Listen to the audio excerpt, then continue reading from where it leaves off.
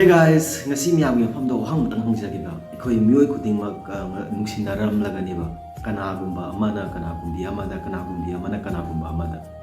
Adumu nungsin abada khwai dagi maru oi base. Masi kari no hai ba.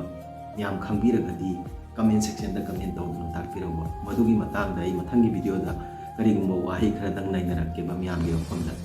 Loina na punsida ikoi mioi baby punsida mioi kuding mag angang khagde ahal khagde. Koi ludo hai ba ludo se sanaram lagani ba ekoi na chamna sanari ba ludo se masidai so koi tamjani nga yamna leiba ekoi na khangdaba gi wani ba ekoi na kari mo matamda ludo sanaba matamda ludo gi magi macha makhak yaw ba khogi soka 1 4 5 ama ani ahom taruk ka haina ekoi uppa matungda thokpa dogi matung ina koi ludo se chien doi ba chattoi ne ekoi na matam pumada ungaga uppa matamda ekoi wakhalunda kari thoi soka 6 thodi taruk tara di ka haina harauje ba tapumada taruk tabiradi aina khangani ba adumapu taruk mak tarak tragasu ama tarak pa yawi ani tarak pa yawi ekoi ama tarak labasu ani tarak labasu ekoi chatta banate ba chatpadi tai ba soka taraga su soka satkani ama taraga su ama du chatkani ba mataw asigumna punsida koina khanjaba pamjabadi meyamani ba adumapu madu oigadra madu phangadra haina koi hona duna chatpani ba aduku ekhoi madu phangdaga su ekhoi gi punsida ekhoi de thengnari ba awaba bu khangge nuai ba bu khangge madu mayok naraga dum chatpa taina madu be example chap manai sagi ludo da ekhoi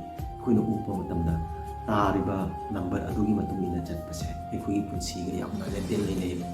ajana khantaduna yongba loina na ekhoi na ludo sanaba matamda yengba nangna koiraga manak nak chalak laba matamda kanagumba amana nangi po ado chagre su khalasiba chagraba matungda nang yamna di nuwaite ba aduga nang amu kari tau tai amu nauna hauraga hamadagi amu chat tau tai ba chatlaga nangi yawgadaba mafamdo yawna nama hona gani ba mataw asigumna ekoi noigi punsida su honaruba khudingmakta success oigani haiba leite ba nangna chatluba lambi ado madadai duda fail su oiba yai success su oiba yai fail oiraga su nangatuda ninghange khangano ba ikuna ludo sanabda amuk kahanna nauna chatliba lambi mataw adugumna amuk kahanna lambi aduda nauna chatluba aduga adugi matungda khattada nangna yawningliba mafam adu yawba phangani ikhoina chamda sanariba ludo ase masidai sida ikoi tamjaninga yamna leiba nangkhani ikhoina keno adu niklaga uppa matamda soka haidana koi haigani adu madu tadraksu amagu taraksu chatpatai mataw sugumna punchi ase su nangunda thengnariba awaba nungaiba nangunda lairiba khara aduda dum chatpa tabani hingba tabani ba mina nangi podo chagi do tholaga su